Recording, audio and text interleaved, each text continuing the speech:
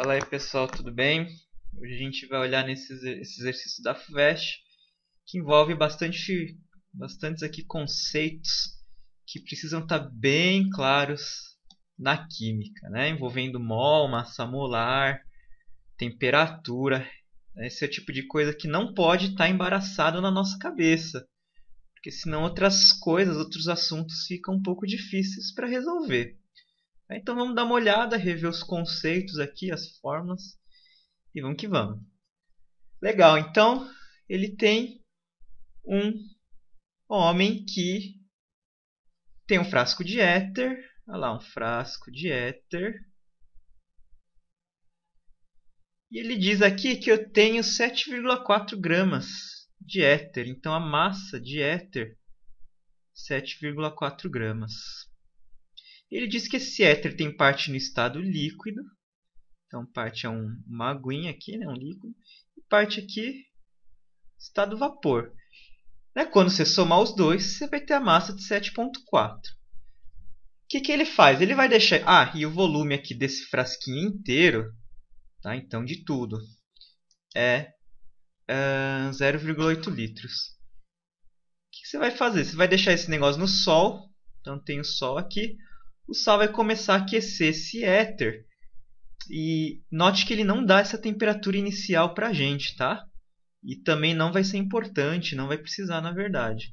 Ele fala que ao final do processo que você deixou o sol esquentando aí esse potinho atingiu a temperatura de 37 graus Celsius. Como um bom instinto químico, já vamos passar esse grau Celsius para Kelvin, né? A gente não faz conta em graus Celsius normalmente. Às vezes sim, lá naquela matéria de dilatação ou calor específico, né? Nessa matéria de gases não faz conta com graus Celsius. Então, 310 Kelvin. Aqui, potinho ficou, ele disse que o potinho estava hermeticamente fechado, então não escapou nada aqui de massa. Eu vou ter a mesma massa.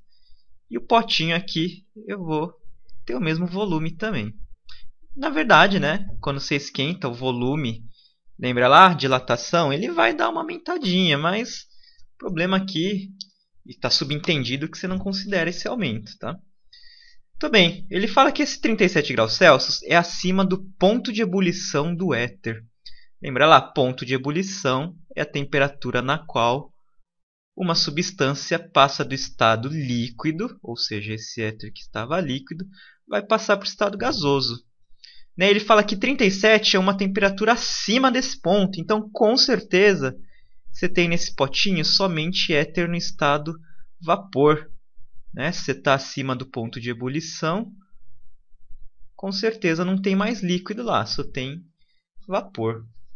Muito bem, muito bem. Então, o que o cara quer? Ele até diz para a gente lá no enunciado, se todo éter no estado líquido tivesse evaporado, a pressão do frasco seria. Então ele está querendo aqui a pressão desse sistema.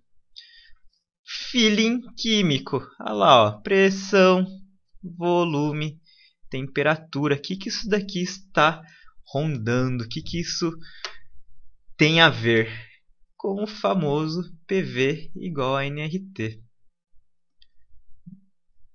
Então começou a mexer com pressão, temperatura, volume. Vai mexer com essa fórmula. Lembrando só, P pressão, V volume, N é o número de mols. Esse eu vou deixar anotado, isso a gente vai ter que achar. R é a constante universal que ele deu para a gente. E T é a temperatura.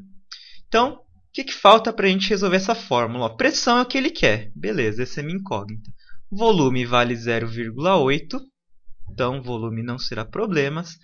Números de mols a gente não sabe, né? A gente sabe só a massa, mas não tem problema, dá para converter um para o outro. A gente vai fazer isso daqui a pouco. R ele deu 0,08, temperatura 310 Kelvin. Então, vamos tentar achar o número de mols. Pessoal, isso tem que estar claríssimo em nossas mentes, tá? Mol e massa é praticamente a mesma coisa. Por exemplo, eu tenho R$1.000. Supondo que o dólar esteja, sei lá, R$ 2 o dólar, tá? Quanto que isso sai em dólar? $500. Ou seja, é exatamente a mesma coisa dizer que eu tenho R$ 1.000 ou que eu tenho $500. Eu tenho a mesma quantidade de dinheiro, só estou expressando de maneiras diferentes. Em química, mol e massa segue essa mesma relação que dólar e real. Mol e massa é praticamente a mesma coisa. Você está expressando a quantidade que você tem. Só que você pode expressar em massa, ou seja, pesando numa balança, ou em mol, ou seja, contando quantas moléculas você tem. E a cada, lembra lá, constante de Avogadro, a cada 6 zilhões de moléculas eu digo que eu tenho um mol. E aí você vê quantos mols você tem. Então, passar de mol para massa é sempre muito tranquilo, tá? Guarda esse conceito na cabeça. Mol e massa é praticamente a mesma coisa, só converte de um para o outro. Fórmula aqui é Q, número de mols, então meu N é igual a minha massa dividido pela massa molar desse composto. Lembrando que massa molar você tira da tabela periódica ou ele vai te dar. Em geral, a FUVEST dá pra gente aí. Então, vamos converter. Ó. Vou fazer aqui, tá? Número de mols é massa. Quanto que é a massa? 7,4.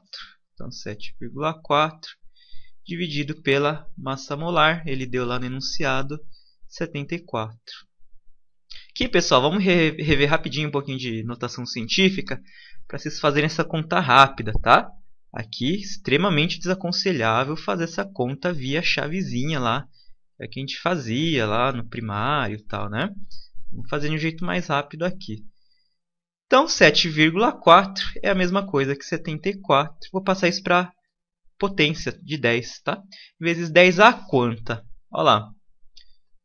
De 7,4 é um número pequeno, 7 e pouco, passou para 74, um número gigante. Não é tão grande assim, né? Mas então, um número pequeno virou grande. Eu preciso equilibrar esse aumento que eu dei. Então, eu aumentei esse número aqui, diminuindo nessa potência. Então, essa potência do 10 vai ficar... Eu andei uma vírgula, né? Da vírgula do 7,4 foi aqui para 74. Então, menos 1. Esse menos está falando que esse 10 é um número que tende a diminuir as coisas. Isso que significa esse menos. Então, eu aumentei de 7,4 virou 74. E esse 10 a menos 1 vai dizer que ele vai diminuir de volta. Vai virar 7,4 de novo. Ok? Então, essa é a transformação. Deixa eu apagar tudo aqui. Então, 10 vezes 10 a menos 1. Moral da história, 10 elevado, aliás, a 10 a menos 1. Muito bem. Então, aqui embaixo, não precisa fazer nada, já dá 74. Né? Para que eu fiz essa brincadeira toda? Cortar aqui, ó. Então, sobra só 10 a menos 1 é 0,1. Tá? Vou deixar como 10 a menos 1, que depois vai aparecer mais umas potências e a gente dá mais umas simplificadas. Então, jogar esse N aqui nessa formuleta. Ó. P, copiar de novo aqui, tá? Só para deixar organizado, PV, NRT. Então, pressão é o que eu quero saber, então deixo como P. Volume, cara, deu 0,8 vezes 0,8 igual número de mols. A gente acabou de descobrir que é 10 a menos 1. R, 0,08. 0,08 já vou pôr na potência, tá? É 8 vezes 10 a menos 2, seguindo o mesmo pensamento. 0,08 virou 8, andei duas casas, então 10 a menos 2, que esse 8 precisa diminuir depois de volta. Então 10 a menos 1 vezes o R aqui, que é 8 vezes 10 a menos 2, vezes a temperatura que ele deu, que vale 310. Ok? Então, vou passar aqui para outra página, tá? Tá? Então, P vezes 0,8 é igual a N, 10 a menos 1, vezes R, 8 vezes 10 a menos 2, vezes T, 310. Legal. Aqui vamos fazer mais umas notações, tá? Ó, 10 a menos 1 com 10 a menos 2 somos expoentes, né? Quando é multiplicação dos dois. Então fica 8 vezes 10 a menos 3. Tá? Menos 1, menos 2, menos 3. Vezes 310. E aqui... Oh, meu Deus. Aqui... Já vou passar esse 0,8 dividindo, tá? Ele está multiplicando P. Como no final eu quero que P esteja sozinho, ele passa fazendo operação inversa. Se ele multiplica, ele divide.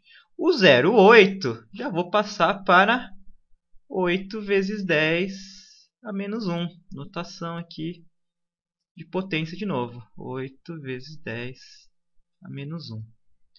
Olha lá, então corta esses 8. Potência sobre potência. Subtrai os expoentes, né? Então, menos 3 menos menos 1 dá menos 3 mais 1. Então, menos 2 vezes 310. Então, 10 a menos 2 é a mesma coisa que andar vírgula 2 casas para a esquerda, né? Lembra lá, menos significa que o número que está multiplicando ele, que no caso é o 310, vai ter que diminuir. Então, vou pegar essa vírgula do 310, que está escondida aqui, a gente não põe, né? E andar 2 casas. Então, 1, 2. Vira 3,10. Tá? Então, pressão 3,10 atm. Oh dear. 3,10 atm. Beleza, então, alternativa D. Aqui, como é que eu sei que essa pressão saiu em atm, tá? Você sempre tira esse resultado aqui, a unidade, lá do R que o cara dá. Dá uma olhadinha no R. R vale lá 0,008 atm litro mol Kelvin. Então é atm.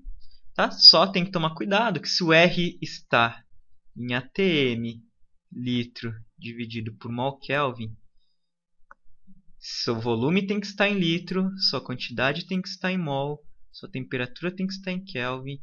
E sua pressão, no caso aqui, vai sair em atm. Tem que condizer o R que ele te dá com as unidades que você usa durante o problema.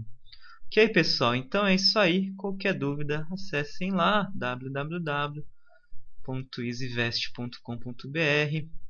Tem um botão de dúvidas. Sintam-se à vontade para mandar suas dúvidas de conceito, algum exercício que não esteja saindo, alguma coisa desse próprio problema que nós responderemos. Ok? Então é isso, pessoal. Até a próxima.